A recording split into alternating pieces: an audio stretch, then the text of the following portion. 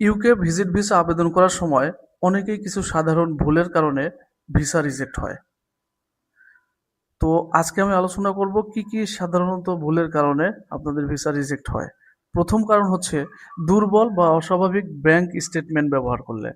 অর্থাৎ আপনার ব্যাংক স্টেটমেন্টটা যদি পর্যাপ্ত পরিমাণ টাকা না থাকে এবং ব্যাংক স্টেটমেন্টে যদি যথেষ্ট লেনদেন না থাকে এবং ব্যাংক স্টেটমেন্ট যদি একটা নির্দিষ্ট স্থায়িত্ব অর্থাৎ ৩ মাসের ব্যাংক স্টেটমেন্ট দিয়ে দেন অনেকে, এটা চেষ্টা করবেন ৬ মাস অথবা তার বেশি স্টেটমেন্ট দেওয়ার জন্য।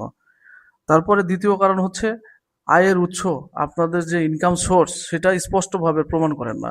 অনেকের আছে রেন্টাল সার্টিফিকেট থাকে, অনেকের রেমিটেন্স সার্টিফিকেট থাকে, অনেকের বিজনেস ডকুমেন্টসগুলো থাকে, অনেকের জব সার্টিফিকেট সহ জবের ডকুমেন্টগুলো থাকে, তো স্যালারি স্টেটমেন্ট সহ।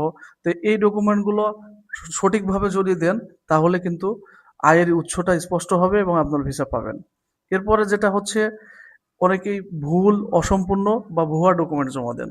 অনেকের ব্যাংক ডকুমেন্ট দেন ভুয়া। ব্যাংকে টাকা দিয়ে আপনি ভুয়া ডকুমেন্ট জমা দিচ্ছেন, অসম্পূর্ণ ডকুমেন্ট জমা দিচ্ছেন। অনেক ক্ষেত্রে ভুল ডকুমেন্টও অনেকে জমা দেন। এটার কারণে কিন্তু ভিসা রিজেক্ট হয়। এরপরে হচ্ছে ভ্রমণের উদ্দেশ্য পরিষ্কারভাবে ব্যাখ্যা না করা। অর্থাৎ আপনি যে দেশে যাচ্ছেন, আপনি ইউকেতে যাচ্ছেন, আপনি ভ্রমণে যাচ্ছেন, কি জন্য আসলে ভ্রমণে যাচ্ছেন? আসলে ট্যুরিস্ট হিসেবে কোথায়, কোথায় ঘুরতে যাচ্ছেন?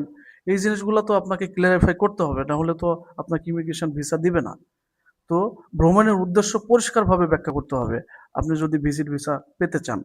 এরপরে যেটা, বাংলাদেশে যে আপনি ভিজিট ভিসা শেষ করে অর্থাৎ ট্যুর শেষ করে আপনি বাংলাদেশে ফেরত আসবেন, এটার একটা যথেষ্ট কারণ লাগবে।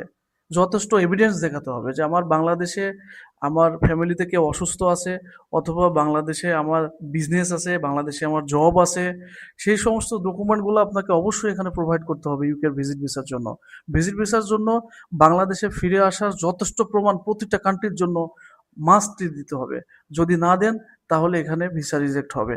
এরপরে ফাইনালি যেটা ভুল হয় সেটা হচ্ছে আবেদনপত্রে ভুল তথ্য বা অসম্পূর্ণ তথ্য প্রদান করে। অনেকেই আছেন, অনেক কনসালটেন্সিও অনেকে এই ভুলটা করে থাকেন।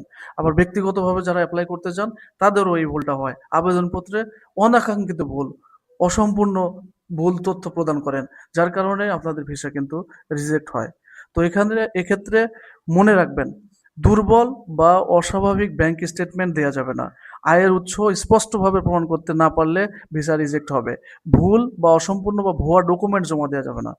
ভ্রমণের উদ্দেশ্য পরিষ্কারভাবে ব্যাখ্যা করতে হবে। বাংলাদেশে ফিরে আসার যথেষ্ট কারণ আপনাকে স্পষ্টভাবে তুলে ধরতে হবে এবং আবেদনপত্রে অবশ্যই ভুল তথ্য বা অসম্পূর্ণ কোনো তথ্য দেয়া যাবে না। তাহলে আপনার ভিসা হবে। মনে রাখবেন, সঠিক ডকুমেন্ট, সত্য তথ্য এবং একটি বিশ্বাসযোগ্য আবেদনই ইউকে ভিসা পাওয়ার জন্য সম্ভাবনা বাড়ায়। তো ধন্যবাদ। আমার পরবর্তী ভিডিওগুলো দেখবেন, আরো অনেক তথ্য পাবেন এবং অনেক কিছু জানতে পারবেন। অনুগ্রহ করে আমার চ্যানেলটি সাবস্ক্রাইব করবেন। ধন্যবাদ।